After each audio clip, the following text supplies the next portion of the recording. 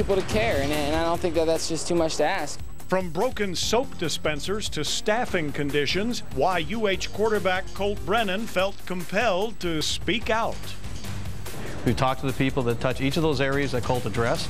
UH athletics officials respond to Colt's criticisms, taking action to address some of his concerns.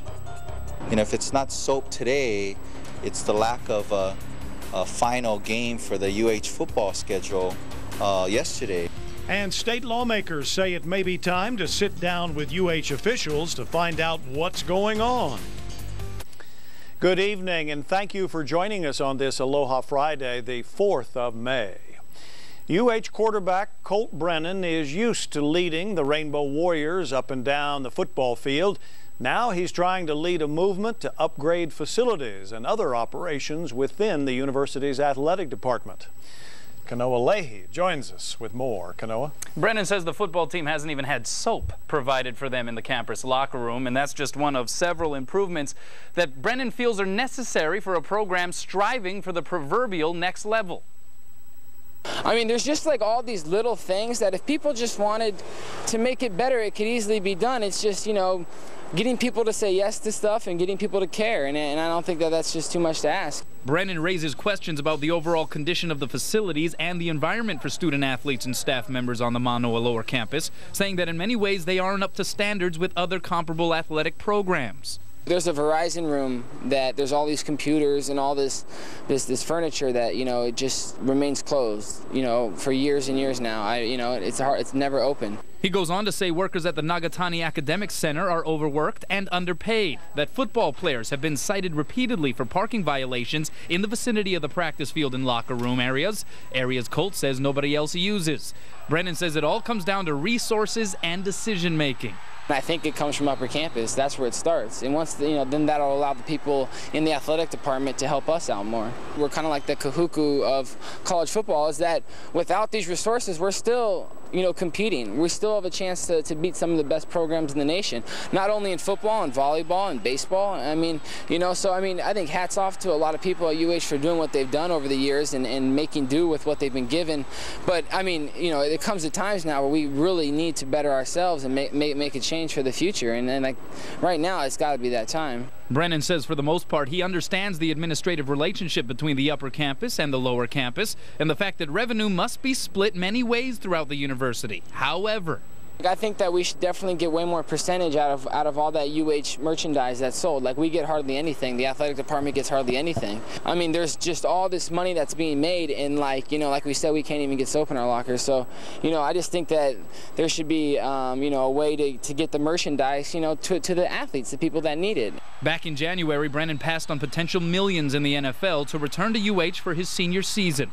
He is currently the highest profile student athlete at Hawaii, no doubt, and is hoping that his influence can spark positive change in facilities and philosophy for future years. Already today, new soap dispensers were being installed in the football locker room. I'm not trying to start any type of, you know, ruckus or to break, you know, or bring the university and break them apart. I'm trying to bring everybody together and just realize we need to make some changes, because just, you know, the way things are right now, just, you know, it can be so much better, and it should be so much better.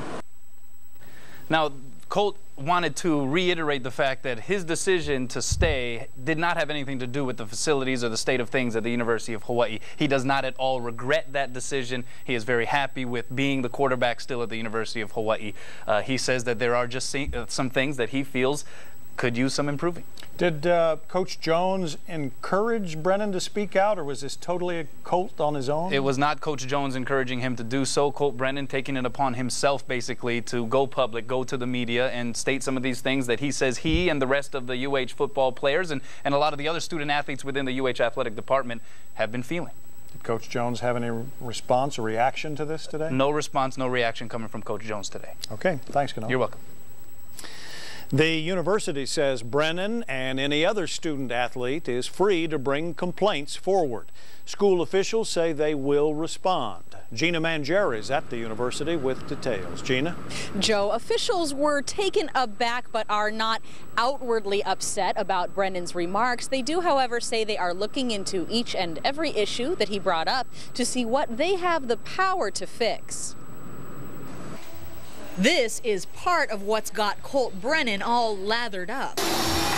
But that's changing already. New soap machines are going into place in the football players' locker room. We've talked to the people that touch each of those areas that Colt addressed, and they're looking what they can do from an immediate standpoint or a very short-term standpoint to address them properly. Athletics officials say they don't hold a grudge about Brennan airing his complaints. Whether it's Colt Brennan expressing them or whether it's a third-string catcher on our baseball team expressing them, we need to take them seriously. Brennan says the problems have been ongoing, and according to this former football player, the soap problem goes back at least 16 years. We still did have that shampoo problem. I know we didn't have any soap back then as well. But he says he's seen big changes in the lower campus area since the early 1990s when he played. There has been some new, a lot of new things like the Stand Sheriff Center, a lot of upgrades. The department is about to launch a massive private fundraising campaign for facilities. We know that we don't have all the money that we need to do things at the level that some of the other schools in 1A do. Salaries are the biggest expense, along with scholarships, facilities, and academic resources. The Athletes Academic Center has its most staff ever and is about to add 2 more. UH has about $21 million to cover all of this for nearly 500 athletes and 19 sports. They make money from things like ticket sales, corporate and media partnerships, and state money. Colt Brennan gear is among the top seller of UH logo wear, but surprisingly little revenue goes back to the athletics department. Many find that unfair. So you put a good product out there, you sell a product, that the revenue that you make from that product needs to be returned back to the programs.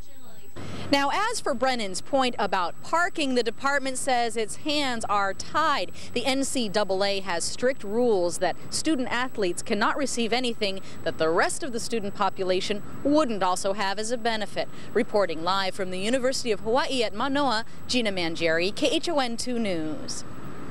The quarterback's comments have ignited some state lawmakers who may call the athletic director and the coaches in to explain. Tina Shelton has more on that. Tina?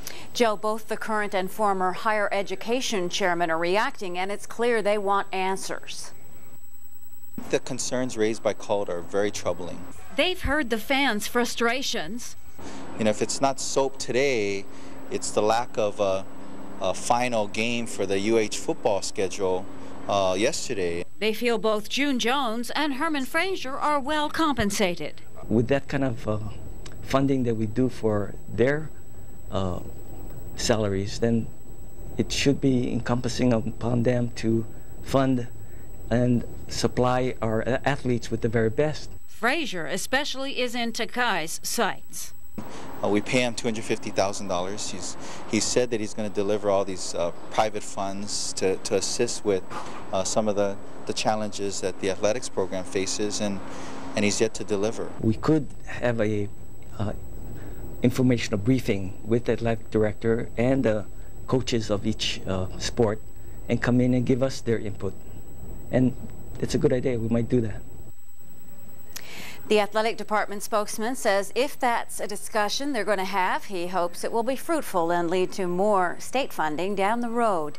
Tina Shelton, KHON 2 News.